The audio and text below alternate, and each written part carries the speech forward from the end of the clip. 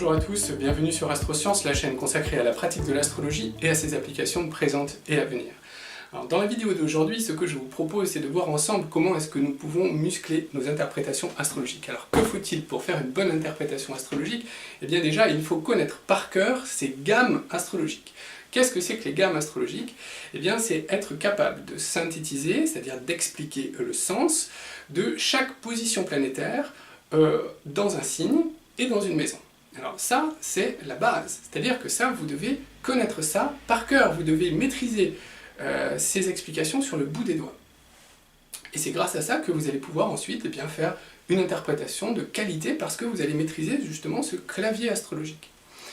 Alors, comment est-ce que moi je faisais quand je débutais, mais je le fais toujours d'ailleurs, c'est une méditation que je fais, un petit peu une méditation entre guillemets, que je fais tous les matins, où je pars avec une signature planétaire en tête, et puis je parle de cette signature, je parle aux buissons, je parle aux arbres, je parle aux ruisseaux qui coulent à côté, parce que si vous avez comme moi la chance de pouvoir marcher dans les parcs, c'est sur la ville de Vichy, là où je suis, c'est vraiment super.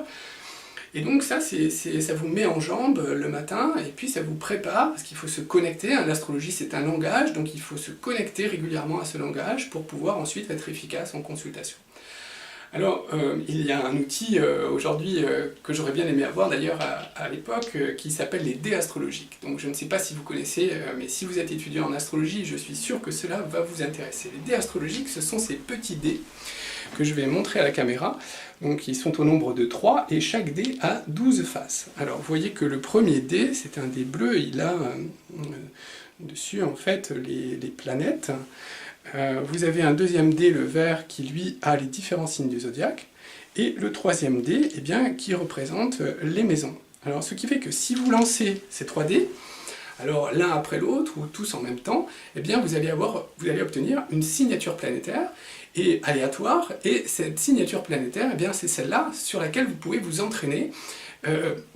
Vous avez 5 minutes, hop, ça y est, n'importe où vous êtes, vous avez ces dés dans la poche, et c'est très pratique, et ça permet justement de s'entraîner un peu n'importe où à l'astrologie.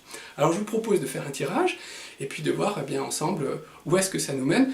Je m'autorise à changer le tirage s'il ne me plaît pas. Alors s'il ne me plaît pas, c'est si on tombe sur un bélier maison 1, un Mars bélier maison 1 par exemple. Voilà, on essaiera de trouver un petit peu mieux, un peu plus riche dans l'explication. Allez, alors c'est parti. Alors ici donc j'ai la Lune, ici j'ai le signe du Verseau, et ici j'ai la maison 8. Alors, la Lune en Verseau, maison 8. Alors ça, c'est notre feuille de travail. Alors je vous propose 3 colonnes. On va résumer tout ça. La Lune, le signe du Verseau et la maison 8.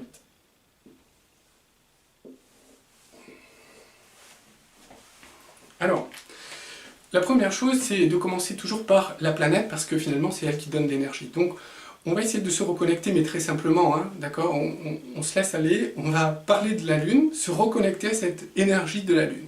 Alors, qu'est-ce que va représenter la Lune?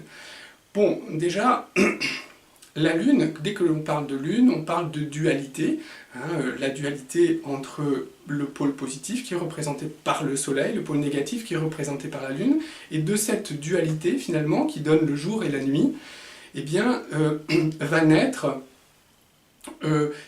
l'ensemble des énergies ensuite du zodiaque, des différentes autres planètes, et que l'on va retrouver aussi dans les signes. Donc finalement, de l'association de la Lune et du Soleil va naître un enfant qui s'appelle Mercure, et puis Mercure va grandir, il va expérimenter le désir par Mars et Vénus, et puis la sagesse des épreuves par Saturne, la sagesse par Jupiter, etc., etc., dans tout son parcours.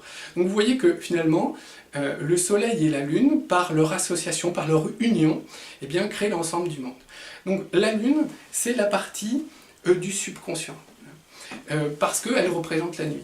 Donc on a le jour qui représente le Soleil, ça c'est notre partie consciente, mais on a la Lune qui est au moins aussi importante, et en fait on s'aperçoit aujourd'hui de plus en plus que la partie subconsciente en fait prédomine, sous-tend beaucoup de choses de nos actes, de nos comportements, de nos pensées. Hein. Donc moi j'ai tendance à dire que le subconscient est même pratiquement plus important dans la constitution de qui nous sommes, finalement, que la partie consciente qui n'est que la partie émergée. Donc la Lune, elle est très importante, elle représente notre subconscient, elle représente également notre part émotionnelle, notre part affective. Donc nous sommes dans le registre de l'eau, dans le registre des émotions, des ressentis, du ressenti avec la Lune. On va trouver également tout ce qui concerne notre histoire d'où nous venons, notre enfance bien sûr, puisque c'est 80% finalement de notre vie, tout se passe au moment de l'enfance, et vous voyez à nouveau ici que si on prend une vie entière, eh bien le moment de l'enfance, qui représente peut-être que les 12 premières années, eh bien ces 12 premières années par rapport à toute une vie, admettons une vie de 100 ans, qui devrait représenter à peu près un dixième, et bien en fait ça représente beaucoup plus, hein, parce que beaucoup de choses se passent dans l'enfance, comme beaucoup de choses finalement se passent dans le subconscient. Donc c'est notre histoire, c'est notre histoire personnelle, d'où nous venons, donc notre berceau, c'est donc notre patrie d'origine, alors ça peut être notre village, mais aussi notre pays, et aussi notre milieu familial dans lequel nous sommes arrivés au monde, venus au monde. Hein, donc c'est notre famille. C'est aussi le rapport à la mère. Donc dans l'enfance, il y a aussi le rapport privilégié à la mère. Comment est-ce que cela s'est déroulé?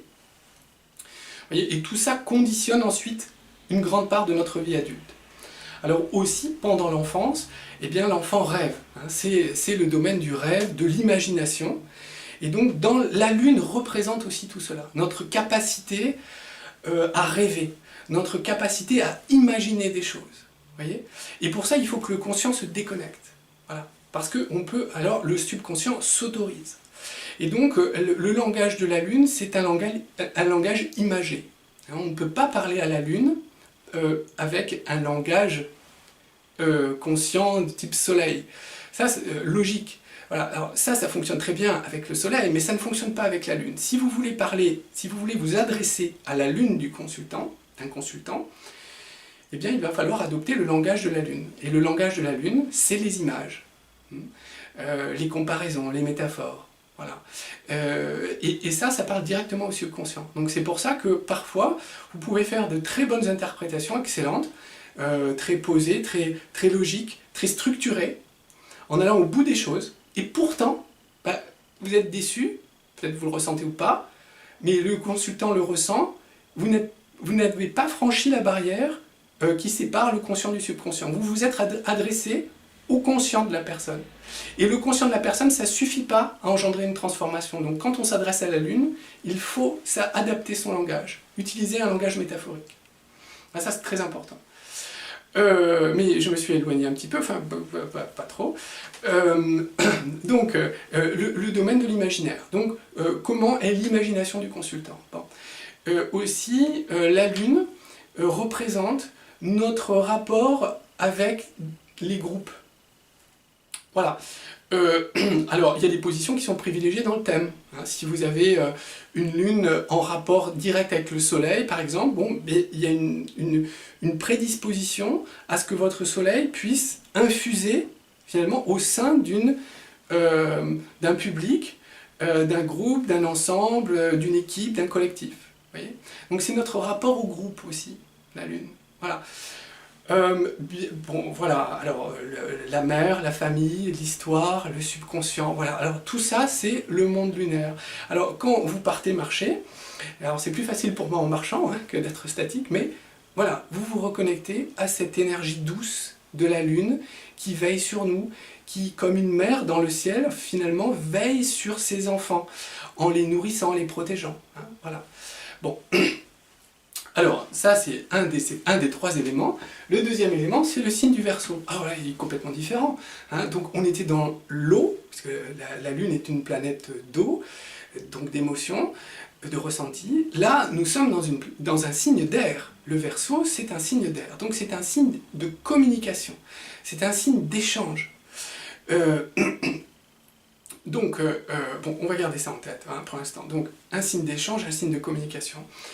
C'est aussi un signe qui est extrêmement tourné vers le futur. Je vous rappelle que le Verseau, c'est le porteur des graines. Moi, j'aime beaucoup cette expression. Je ne sais même plus qui elle est, je sais plus. Peut-être d'un buisson ou d'un ruisseau. En tout cas, c'est le porteur de graines, le Verseau. C'est-à-dire que son but, c'est de porter les graines de demain dans le présent. Bon. Alors, c'est un signe qui est tourné vers l'avenir. Tourné vers l'avenir, mais dans un signe d'air d'échange et de communication.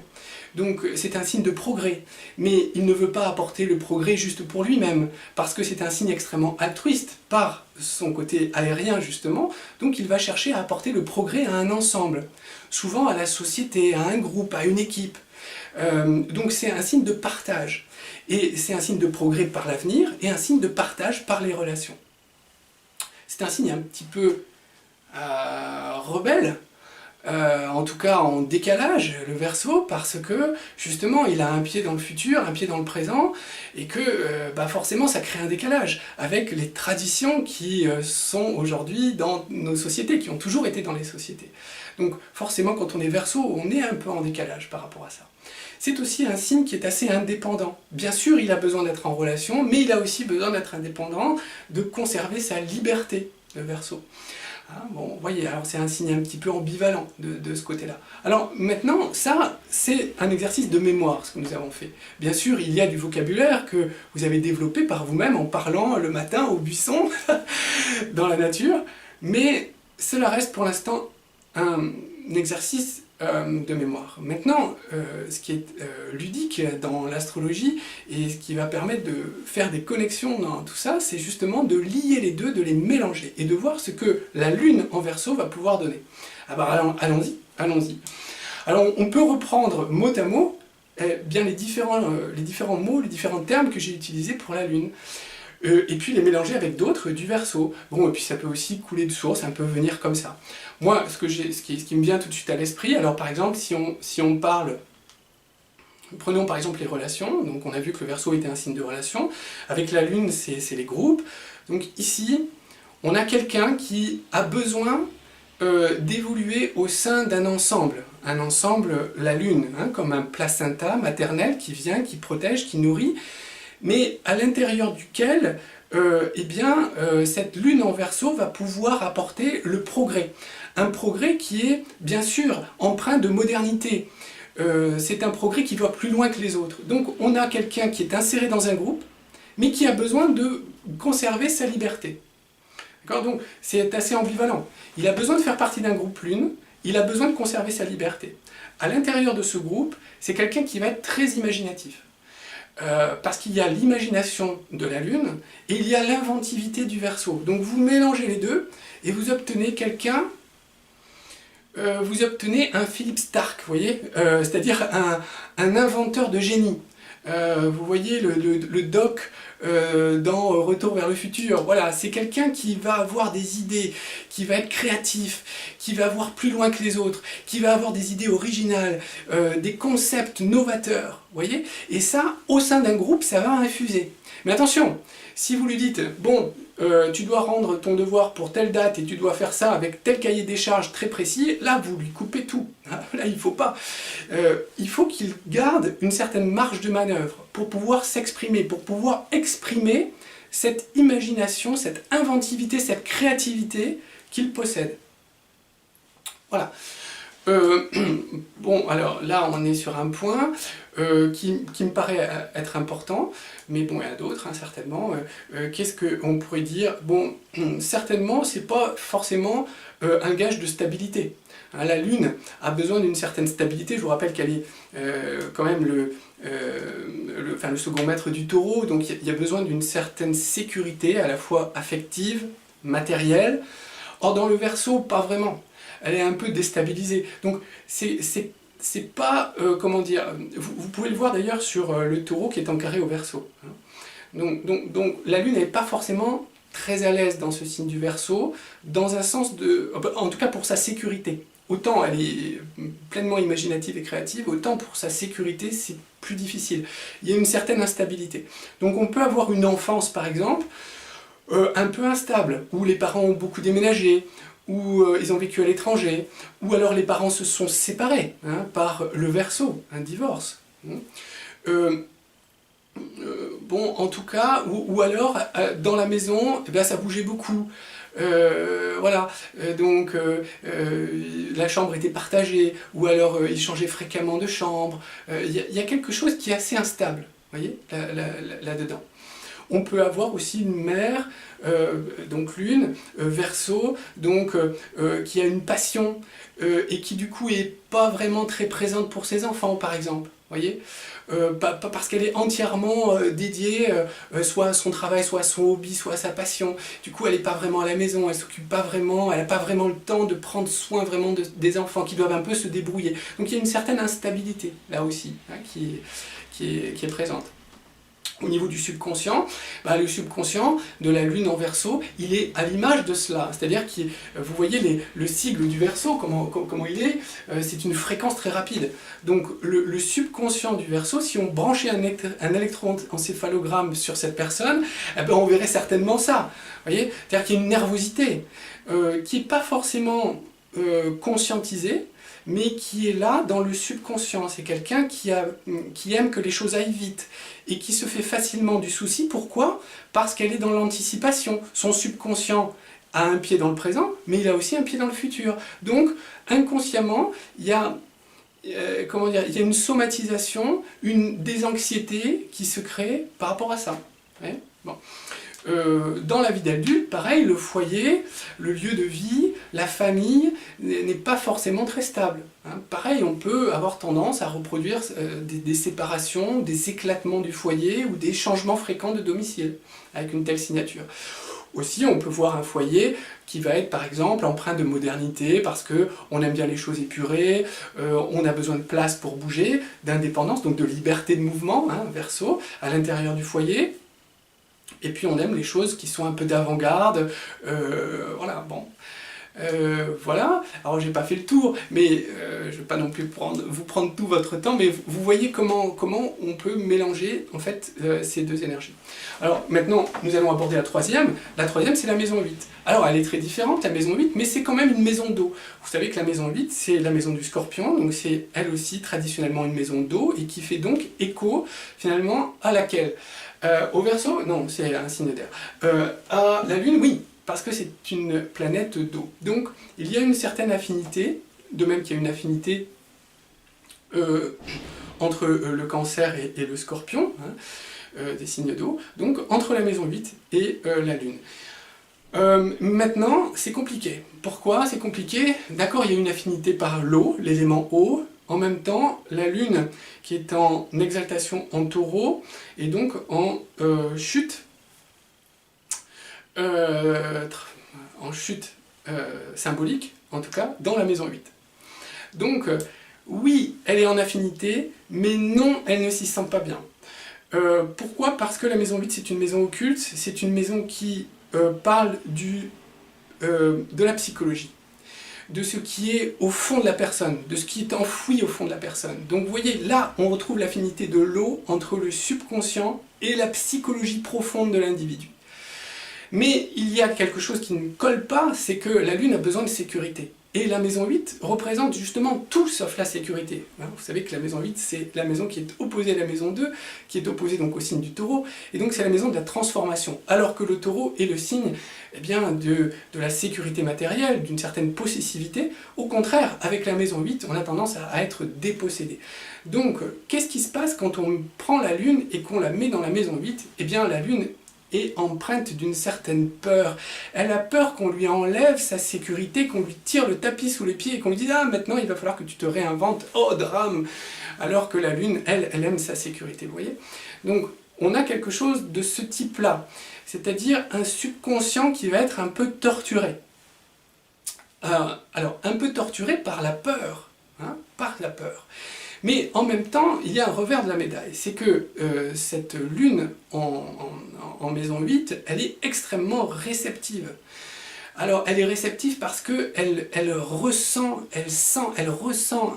les besoins des personnes autour d'elle, très à l'écoute très attentive, et aussi pleine de ressentis qui lui permet de savoir finement ce que les autres pensent ou ce dont les autres ont besoin. Donc c'est une lune extrêmement psychologique, c'est une signature vraiment psychologique qui est capable effectivement d'être soumise à des crises d'angoisse, mais aussi potentiellement, justement parce qu'elle aura dépassé ces crises d'angoisse, d'aider autrui. Alors, quand on mélange les crises d'angoisse de la lune maison 8 avec la lune en Verseau, la nervosité, vous voyez qu'il y a des moments où cette personne a tendance à péter un peu les plombs, si vous voulez. Hein. Elle a des périodes d'éclipse de lune où elle est terrorisée, elle n'ose plus sortir de chez elle, elle peut avoir des angoisses, hein, sans tomber dans l'extrême, mais elle peut avoir des angoisses terribles. Mais c'est aussi quelqu'un qui peut foncièrement aider autrui. Pourquoi? Parce qu'elle sait comprendre les autres et elle sait leur apporter la solution qu'il leur faut, en fait. Donc, voilà. Alors, aussi, si on prend la Lune comme étant notre rapport à des groupes, une Lune maison 8, ça va être effectivement être en contact avec une population qui a peur. Et donc, une population que l'on va chercher à aider. Alors, comment est-ce que la Lune va aider ces personnes qui sont dans une certaine souffrance ou dans la peur? Eh bien, par son inventivité. Je vous rappelle que c'est une lune Verseau. Donc elle va chercher des moyens modernes pour aider cette clientèle. Alors, ça peut passer, par exemple, par quelqu'un qui va s'occuper de médecine alternative. Pourquoi? Parce qu'elle va avoir un sens psychologique très aigu, très pointu, et en même temps, elle va être tournée vers des moyens originaux, des moyens modernes d'aider ces personnes, d'un point de vue intérieur, psychologique ou médical. Il y a toujours aussi une connotation en termes de santé raccordée à la maison 8. Donc ça, c'est tout à fait possible. En revanche, par exemple, l'instabilité de la Lune en Verseau est finalement accentuée par la Lune en Verseau maison 8. La maison 8 qui est la maison des séparations, qui est la maison de la mort symbolique. Vous savez qu'on a toujours tendance à opposer la mort à la vie, ce qui est une erreur. La mort est opposée à la naissance, et bien sûr, ce sont deux passages. Donc la mort symbolique, ce n'est pas la mort en tant que fin, c'est la mort en tant que passage vers autre chose. Donc ici, on a un foyer qui est potentiellement soumis à la mort symbolique, donc à une transformation qui accentue encore l'aspect instable de la Lune en Verseau, par exemple. Voilà, donc c'est dans cette idée donc, que l'on peut interpréter tout cela. C'est aussi un foyer donc, qui va se transformer, qui va évoluer, un subconscient aussi qui va évoluer au travers d'épreuves, au travers de crises. Voilà, ça c'est le mot important, hein, les crises de la maison 8 qui sont des crises de transformation. On voit que cette personne est amenée à faire cela en fait. Hein. On a également dans cette position, donc avec la Lune en Verseau, nous avons une dimension scientifique, c'est-à-dire une personne qui a à la fois un ressenti mais aussi une démarche scientifique qui peut aller au fond des choses hein, par la maison 8. Vous voyez par exemple les médecines alternatives dont je parlais tout à l'heure, ce sont justement un peu cette rencontre entre un ressenti lunaire, une technique d'avant-garde un peu originale donc Verseau, mais aussi dans la maison 8 pour aider des personnes en souffrance, par exemple. Hein. Donc ça, c'est tout à fait possible. Bon, qu'est-ce que l'on peut dire aussi? La créativité, l'inventivité, l'imaginaire, hein, tout ce monde onirique de la Lune Verseau peut être aussi teinté de peur, un peu morbide finalement, peut-être, hein, par la maison 8. Ou alors, ça peut s'exprimer aussi au travers de la sexualité qui dépend de la maison 8. Donc il peut y avoir par exemple de l'art, parce que l'art lunaire du Verseau, c'est quelqu'un effectivement de très créatif, qui peut avoir un art teinté d'instinct puissant, peut-être en rapport avec la mort, donc on peut traiter de ce thème, on peut traiter de la sexualité avec cette position planétaire. Si je prends la mer, bien effectivement là on peut voir peut-être, oui, bon, c'est plutôt la séparation, dans ce cas, effectivement, de la cellule familiale pendant l'enfance, à nouveau, hein, je reviens ici. Donc bon, vous voyez, je commence à faire un petit peu le tour ici, donc j'ai été pour moi, pas au bout bien sûr, mais j'ai fini mon circuit, il est temps de passer à une autre signature planétaire. Alors, voilà ce que je voulais vous montrer dans cette petite séquence vidéo, vous montrer comment est-ce que l'on peut s'entraîner régulièrement à travailler, à muscler finalement notre langage astrologique de manière à être prêt à tout moment à expliquer, à synthétiser une position planétaire donnée. Voilà, j'espère que cette vidéo vous aura plu, qu'elle vous aura intéressé. Si c'est le cas, bien n'hésitez pas à cliquer sur le petit pouce vers le haut, à vous abonner également à la chaîne. Pour les dés, vous pourrez les retrouver sur mon site si vous êtes intéressé. Et moi je vous dis à très bientôt pour de prochaines vidéos sur Astrosciences. Merci.